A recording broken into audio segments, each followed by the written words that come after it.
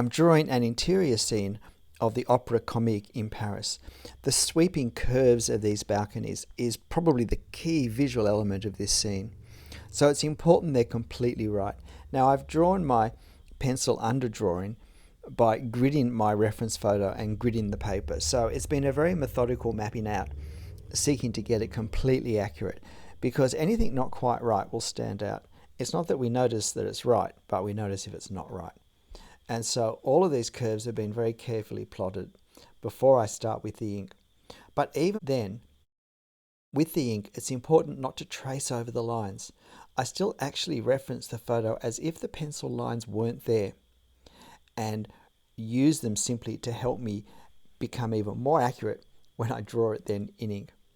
There is a lot of decoration to do here. It's really impossible to draw it exactly. So I need to draw the effect of the decoration. The way we draw the effect of the leaves of a tree, we don't draw all the leaves. And what's particularly important is to get a sense of symmetry where there is symmetry in the decorative ornamentation. It really doesn't matter what we draw as long as it's symmetrical. Now, the other major dramatic element in this scene visually is the dark shadows at the bottom here and along the underneath of this closest section of balcony. I go in pretty hard with the dark early on, darker than I normally do, but in the reference it is a high contrast dark light scene, and I wanted to commit to it and be a bit bolder than I normally am. And particularly around these chairs, can I just say the chairs were the hardest part of the whole thing to draw. Often it's things that you don't realize when you look at a scene that end up being the things that challenge the artist the most. I was pretty happy with this. This is a fairly unusual scene for me to draw because the architecture is not the main part of this story. It's this man and boy, I think of them as father and son, setting out on a day's journey somewhere around or from Paris. This scene is always going to be about the tone. It's always going to be about capturing the shade, the shadow, the sunlight, as well as emphasizing the figures so that they are always center stage. But they are placed in the center, so that helps. I just want to make sure that I don't crowd visually on them with my line work or with my tone. I don't want to compete with them for attention with any part of this drawing. I draw a lot of the line work fairly simply, knowing that it's going to be the tone that will define what's happening. Now, one of the challenging parts is going to be the shadows on the paving stones in this alleyway. So I do the rest of the detail of the architecture, get these paving stones in, I erase my pencil outline, and now I start with the tone. So I commit to the shadows on the pavers, and then I put some of my more obviously darker tones in.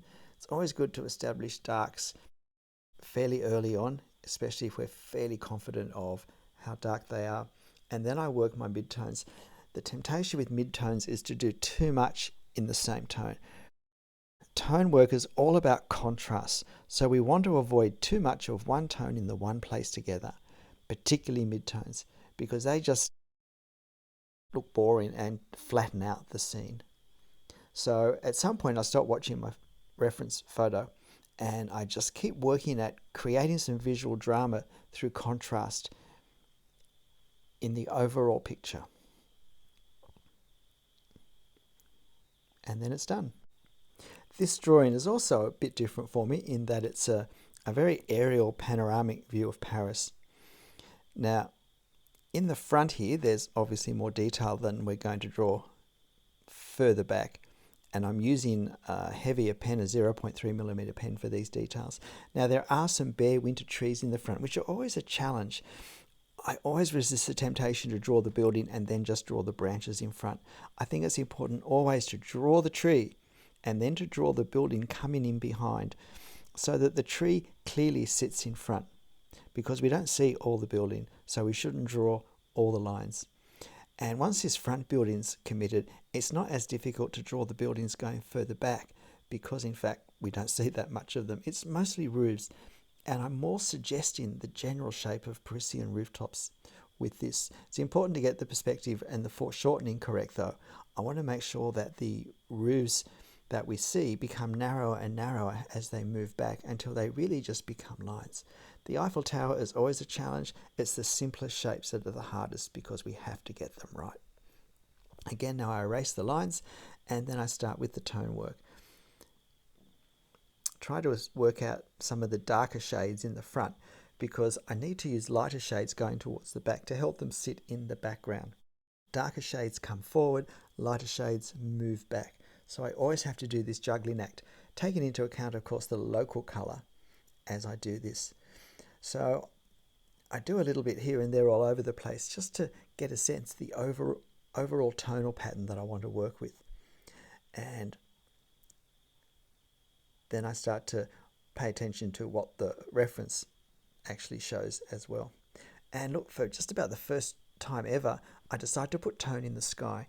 It's a real glary, cloudy Paris day, and I wanted to get a sense of glare coming through the clouds over the city because it was a very grey scene, even in colour. It was a grey, glary scene, and I thought, no, I want to try and capture that sense of the overall lighting as well. And I was pretty happy with how that turned out, although I must admit, I haven't put the sky in again. G'day, I'm Stephen Travers. Well, I hope you found that interesting. Just a few rambling thoughts of the artist while he was drawing. But I hope it also showed you how these more complex drawings that I do get built up bit by bit. And while there may be many smaller elements added together, each step is not impossible. So don't be afraid to give it a go. If you're interested in that process of gridding my reference and my drawing paper, I do have a video where I do my entire process on camera, talking through exactly what's happening from start to finish. But otherwise, whatever you're drawing, however you're drawing it, have fun. I'll see you next time. Bye.